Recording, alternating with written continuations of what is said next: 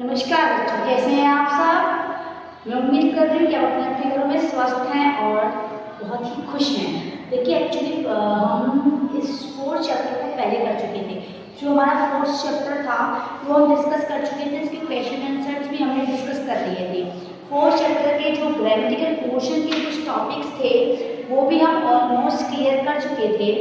तो 4th chapter के बाद जो हमारा 4th चैप्टर था वो था हमारा यह धरती कितना देती है। इस धरती कितना देती है चैप्टर के बाद आज हम कर रहे हैं हमारा पार्ट 5 चिकित्सा का चक्कर। चिकित्सा का चक्कर जो चैप्टर है वो एक हास्य व्यंग कथा है। क्या है बच्चों? हास्य व्यंग कथा। अब आप कहेंगे हास्य व्यंग कथा क्या होती है? हास्य व्यंग कथा वो कथा जो आपको पढ़ते पढ़ते कुछ हंसाती भी है, कुछ सिखाती भी है, कुछ गुदगुदाती भी है। देखिए इस चैप्टर से रिलेटेड हमने ऐसे ही हास्य व्यंग कथा रिलेटेड बहुत सारे चैप्टर प्रीवियस क्लासेस में भी पढ़े हैं।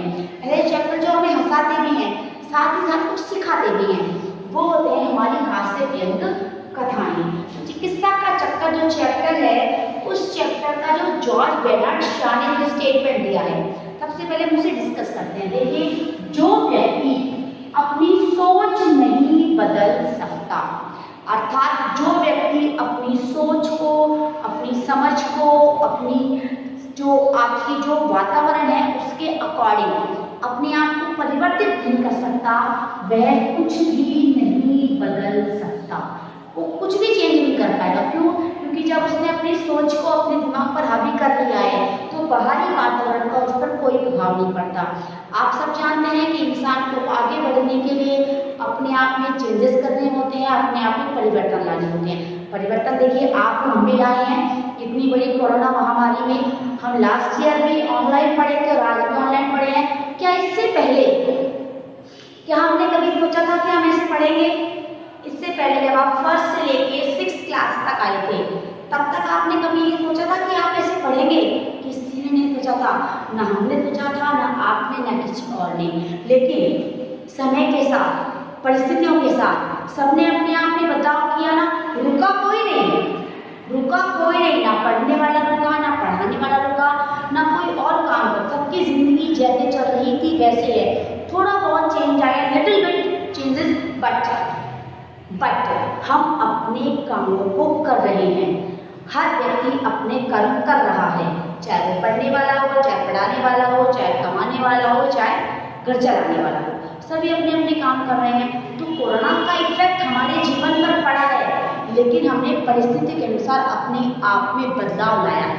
तो वही इस चैप्टर का है कि जो अपनी सोच को नहीं बदल सकता, परिस्थितियों के अकॉर्डिंग अपने आप में चेंज नहीं कर सकता, वह इंसान इस दुनिया में कुछ भी नहीं बदल सकता।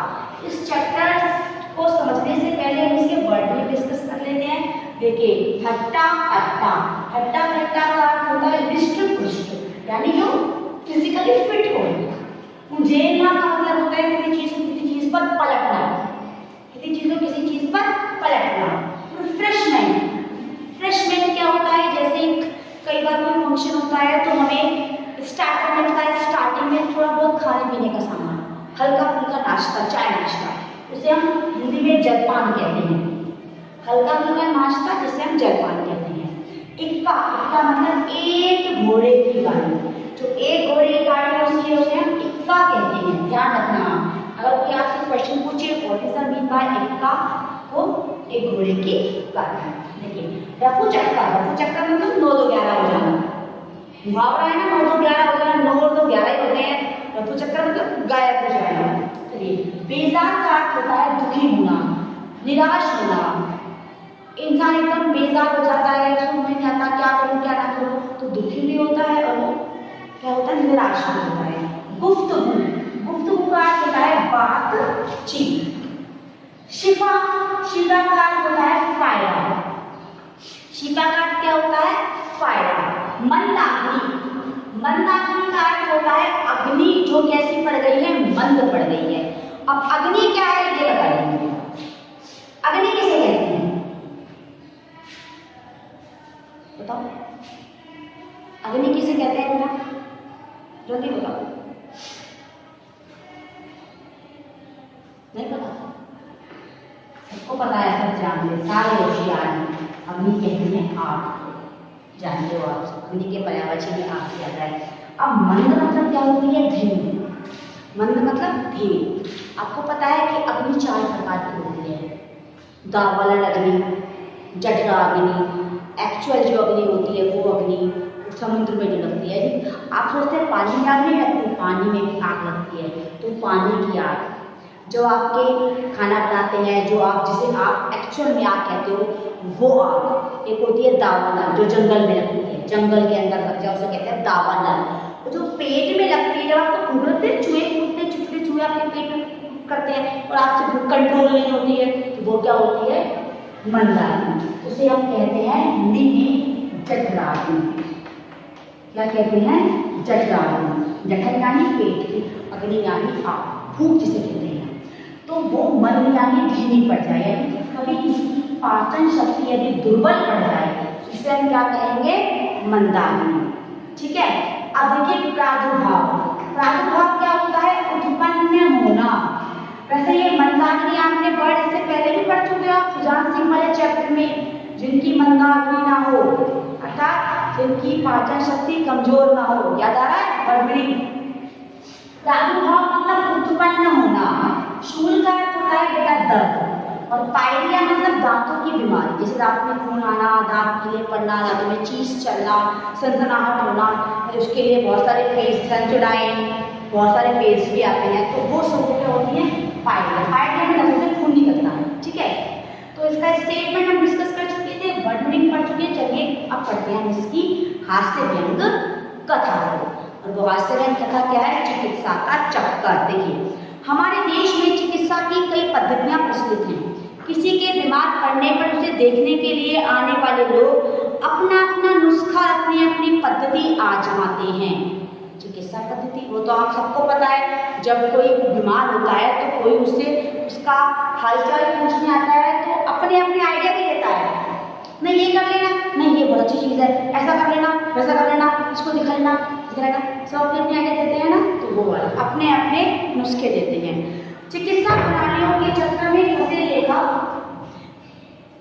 घड़ी बड़ी ही मनोरंजन कहानी है ये चिकित्सा का चक्कर। देखिए जो व्यक्ति अपनी सोच नहीं बदल सकता वह कुछ भी नहीं बदल सकता। जॉर्ज बेर्नार्ड शॉ का स्टेटमेंट है। अब मैं बिल्कुल हट्टा कट्टा आदमी हूँ, देखने में मुझे भला कोई रोगी नहीं कह सकता। मेरी आयु लगभग 35 वर्ष है, आज तक कभी बीमार नहीं पड़ा। लोगों को बीमार देखता था तो मेरी बड़ी इच्छा होती थी किसी दिन मैं भी बीमार पड़ता तो अच्छा होगा। मेरे बीमार पड़ने पर हेंटले के बिस्किट, कोई कंपनी है हेंटले से पार्ले आपकी हाइडेंसिक है, वैसे ही जिन्हें साधारण अवस्था में घर वाले खाने नहीं देते खाने को मिलते।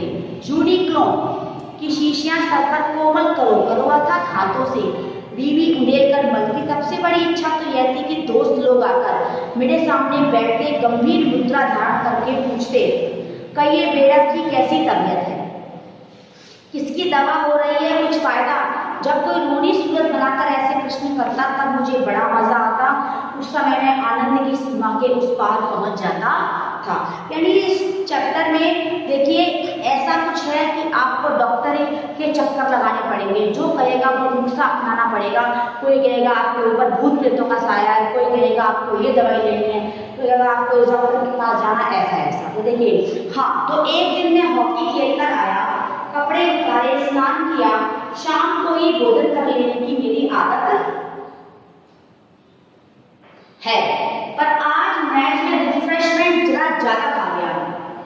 रिफ्रेशमेंट में जलपान जरा ज्यादा खा गया था, इसलिए भूख नहीं थी। श्रीमती जी ने खाने के लिए पूछा। मैंने कहा स्कूल में मिठाई खाकर आया हूँ, कुछ विशेष भूख नहीं है। उन्होंने कहा विशेष न सही साधारण सही, मुझे आज सिनेमा जाना है, तुम अभी खा लेते, अच्छा था, संभव है मेरे आने में देर हो जाए। मैंने फिर इनकार किया। उस दिन थोड़ा ही खाया, 12 पूरियां, वही रोज वाली आधा पाव मलाई। अब सोचिए 12 पूरी खाई, थोड़ा बहुत खाया था, 12 पूरियां, आधा पाव मलाई, और बाग बाजार के रसगुल्ले आए थे तो 4-6 रसगुल्ले भी खा गया। 6 रसगुल्ले, 12 पूरियां, आधा पाव मलाई, थोड़ा कम खाना है ना, थोड़ा ज्यादा होना चाहिए था ना। तो इतना थोड़ा सा खाया था बस। और फिर आराम से छायावादी कवियों की बातें बड़े सूक्ष्म नहीं थे, स्थूल थे, स्थूल यानी मोटे मोटे। रसगुल्ले भी छोटे छोटे नहीं थे, मोटे मोटे थे। अब देखिए लगाया 3 बजे, आँख खुली, नाभि के नीचे दाहिनी और पेट में मालूम पड़ा दर्द हो रहा है, कोई सुइयां पोंछ रहा है। अब सबसे पहले उनके पास हमेशा अमृत धारा होती थी। पहले के लोग वैसे भी अमृत धारा को ज़्यादा प्रेफर करते थे, अमृत धारा हमेशा अपने घर में रखते थे, हम भी आज रखते हैं। थोड़ा सा दर्द हो, बीज खराब हो जाए या पेट में दर्द हो या उल्टियाँ हो या कुछ भी हो, एक बूंद अमृत धारा या 2 बूंद अमृत धारा पानी का ले लेते तो ठीक हो जाता है। उनके पास भी थी अमृत धारा, उन्होंने वो अमृत धारा कई बार की। हमेशा अमृत धारा एक बार में इफेक्ट करती है, कर जाती है, नेगेटिव करती भी नहीं है। उन्होंने कई बार की, लगभग पूरी बोतल खाली कर दी, लेकिन उन पर कोई असर नहीं हुआ। अब डॉक्टर को बुलाया, बहुत सारे लोग आए, दवाइयाँ दी, ये सब कुछ किया। आप देखिए मैं इस चैप्टर को शॉर्ट वीडियो पढ़ रही हूँ, ठीक है ना। दोपहर हो गई, शाम तक डॉक्टर भी आ गया। डॉक्टर ने अपने अपने जो बताया था इनका, यानी एक घोड़े गाड़ी से आया था, उसको दवाइयाँ दे दिया था। गर्म बोतल के सेक भी हुए, सेक देखते छाले पड़ गए पर दर्द कम नहीं हुआ। दोपहर में दर्द ने मुझे ऐसा प्रेम दिखाया कि हटने का नाम ही नहीं लेता था। कहाँ तो मैं बीमार नहीं हूँ और कहाँ मैं बीमार हुआ तो उठने का नाम नहीं लेता। एक विशेषता जो भी आता है ये नुस्खा देता है नुस्खा। तो इन्हें जैसे आते हैं कि पेट दर्द होता है तो कहते हैं सौंठ दे देना, इन्हें अजवाइन दे देना, इन्हें मेथी दाना दे देना, इन्हें ये दवाई दे देना, इन्हें वो दवाई दे देना, कहते हैं ना। तो सब अपने अपने दे दे। राय कृष्णदास हफ्ते के 9 बार दाढ़ी क्यों बनाते हैं? मुझे तो कुछ बोलना ही पड़ता था। देखिए ऊपर से 5 सिगरेट की चपत अलग, भला दर्द में कमी होती। आखिर में लोगों ने कहा तुम कब तक पड़े रहोगे कि दूसरे की दवा करो। लोगों की सलाह पर डॉक्टर चूहानाथ कातर जी को बुलाने की सलाह। डॉक्टर का नाम है चूहानाथ कातर जी।